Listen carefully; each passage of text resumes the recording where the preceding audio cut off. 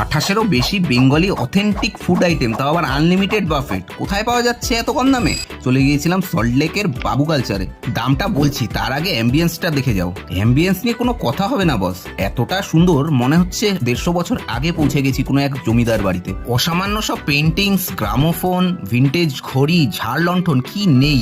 খাবার শুরু হয়েছিল ওয়েলকাম ড্রিঙ্ক দিয়ে, তারপরে ছিল একটা হেলদি ড্রিঙ্ক, আলু ভাজা, স্যালাড, শাকালু কাসুন্দি, ধনেপাতা বাটা, ডাল সেদ্ধ, শাক, বেগুনের ভর্তা, আলু চোখা, কচু বাটা। স্টার্টারে ছিল হিং কড়াইশুটির চপ, আমাচার, পনির টিক্কা, চিকেন টিক্কা, কাঁচা লঙ্কা, ভেটকি ভাপা, আলু পোস্ত, এঁচড়ের ডালনা, দই বেগুন, আলু ফুলকপির রসা, সোনামুগ ডাল আর হিঙের কচুরি, যেটা বারবার শেষ হয়ে যাচ্ছিল।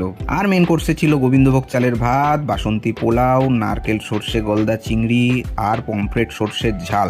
সবশেষে ছিল হিন্দি মাটন, যেটা খেতে অতুলনীয় ছিল। তারপরে ছিল 4-5 রকমের আচার, যার মধ্যে রসুনের আচার, বেগুনের আচারও ছিল, যেটা আমি কোনোদিন খাইনি। তারপরে ডেজার্টে ছিল গাজরের হালুয়া, চালের পায়েস আর ছিল বাদাম ক্ষীর। আহা, এন্ড চাটনি পাপড় তো ছিলই। লাস্ট নট দ্য লিস্ট, 4 রকমের আইসক্রিম, আনলিমিটেড, যত খুশি খাও। বেসিক্যালি গিয়েছিলাম অফিস কলিগ দীপকের আইবুড়ো ভাতের অনুষ্ঠানে। এই থালিটা কিন্তু ওরাই অর্গানাইজ করে দিয়েছে। বলো তো এত খাবার কত দাম হতে পারে?